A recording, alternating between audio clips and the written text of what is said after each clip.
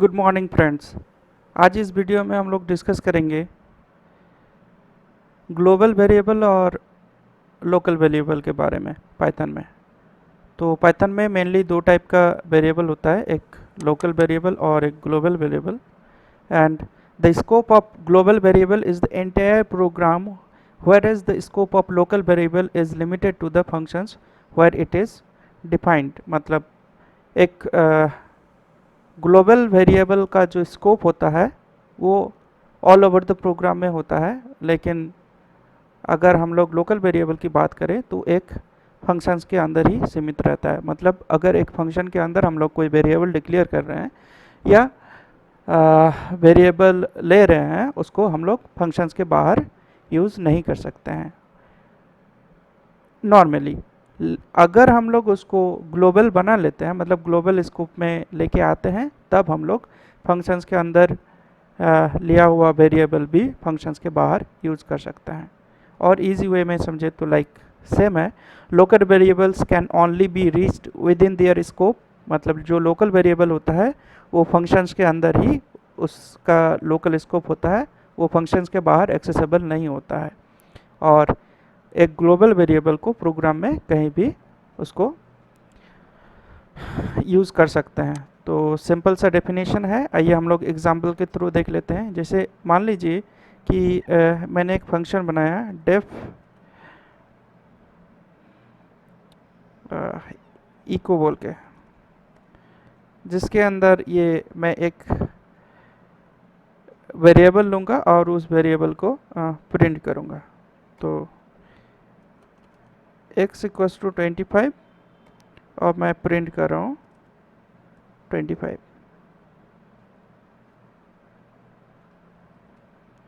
अगर मैं इस फंक्शन को रन करूँगा तो ये मैंने अभी तक फंक्शन डिफाइन किया है, इसको फंक्शन को कॉल कर लेते हैं रन करने से पहले। तो इको, इस फंक्शन को मैंने कॉल कर दिया, अब इसको रन करेंगे तो हम लोग देख पा रहे हैं कि 25 यहाँ पे प्रिंट हुआ। अगर मैंने वेरिएबल क्रिएट तो किया है फंक्शन को कॉल करने के बाद, जिसे मैंने बोला कि ये अभी लोकल वेरिएबल है इस फंक्शन के अंदर। जो इको फंक्शन है, इको फंक्शन के अंदर ही एक्स को एक्सेस कर सकते हैं, एक्स के बाहर नहीं कर सकते। मैं फंक्शन कॉल किया, उसके बाद ट्राई करते हैं। मैंने एक मिस्टेक किया है यहाँ पे, जो मुझे वेरिएबल प्रिंट करना था मैंने वैल्यू प्रिंट कर दिया। तो उसको और एक बार रन कर लेते हैं, सेम आउटपुट आया। लेकिन क्या मैं इस वेरिएबल को इस फंक्शन के बाहर एक्सेस कर पा रहा हूँ? एक बार प्रिंट करके चेक कर लेते हैं। तो प्रिंट एक्स, अगर हम लोग इसको बाहर में एक्सेस कर पाएंगे, यहाँ पे मैं एरर भी देख पा रहा हूँ कि एक्स इज़ नॉट डिफाइंड। तो अगर मैं इसको रन करूँगा तो मुझे सेम एरर मिलेगा कि एक्स इज़ नॉट डिफाइंड, क्योंकि ये जो नेम एक्स है, ये जो वेरिएबल एक्स है, वो मैंने फंक्शंस के अंदर लिया था, जो कि एज ए लोकल वेरिएबल काम कर रहा है। मतलब इसका स्कोप जो है वो विद इन द फंक्शन है, इस फंक्शन के बाहर मैं उस एक्स को एक्सेस नहीं कर सकता। मान लीजिए कि मैं एक वेरिएबल ले लेता हूँ जो वाई लेता हूँ मैं ग्लोबली, y इक्वल्स टू 10। मैं इस y को इसके अंदर प्रिंट करने का कोशिश करता हूँ y। तो मैं एक काम करता हूँ, यहाँ पे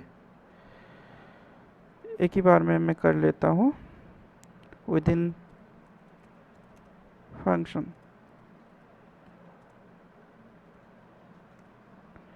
y का वैल्यू क्या है।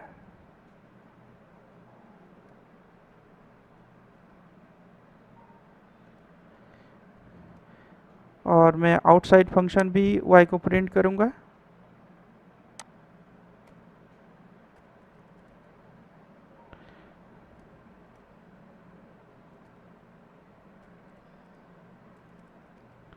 आउटसाइड फंक्शन, अच्छा किसका वैल्यू है? y का वैल्यू है y। मैं यहाँ पे भी मेंशन कर देता हूँ कि y का वैल्यू है।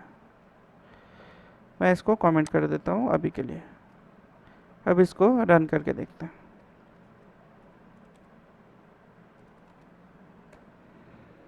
तो मैं विद इन फंक्शन भी एक्सेस कर पा रहा हूँ वाई को, और फंक्शन के बाहर भी वाई को एक्सेस कर पा रहा हूँ। ये है क्योंकि मैंने जब बाहर में लिया था तो ये ग्लोबली एक्सेस है, तो ये by default as a global variable होता है, लेकिन जो फंक्शंस के अंदर लेते हैं वो लोकल वेरिएबल होता है। ठीक है, लेकिन मैं अगर फंक्शन के अंदर लूँ और उसको मैं जैसे सपोज मान लीजिए कि मैं वहाँ पे y को चेंज कर देता हूँ 35।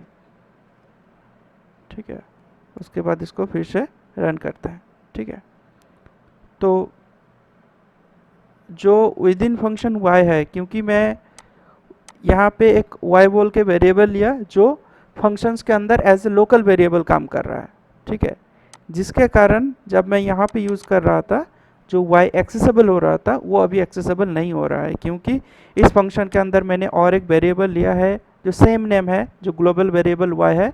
सिमिलरली मैंने यहाँ पे एक लोकल वेरिएबल y क्रिएट किया है, और क्योंकि मैंने लोकल वेरिएबल y क्रिएट किया है प्रिंट लाइन के बाद, इसीलिए ये यहाँ पे एक्सेस नहीं कर पा रहा है।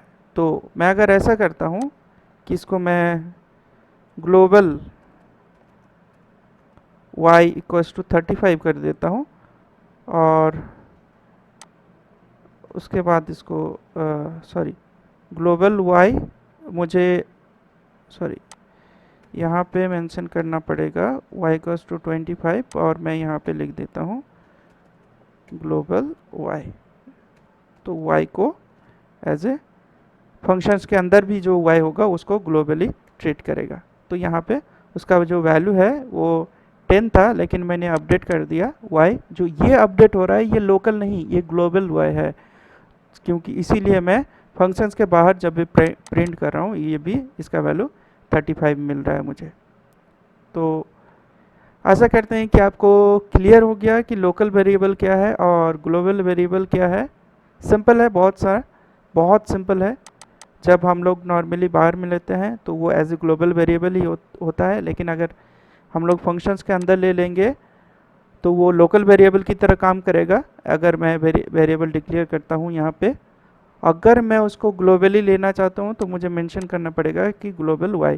इस तरह से मैंने यहाँ पे प्रिंट x लिया था, तो ये x मेरा लोकल वेरिएबल है फंक्शन इको के लिए।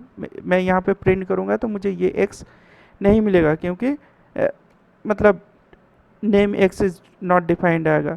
लेकिन मैं अगर यहाँ पे मेंशन कर देता हूँ कि y and x both are global, उसके बाद मैं रन करता हूँ, तो मैं जो x का वैल्यू है उसको फंक्शंस के बाहर भी एक्सेस कर सकता हूँ।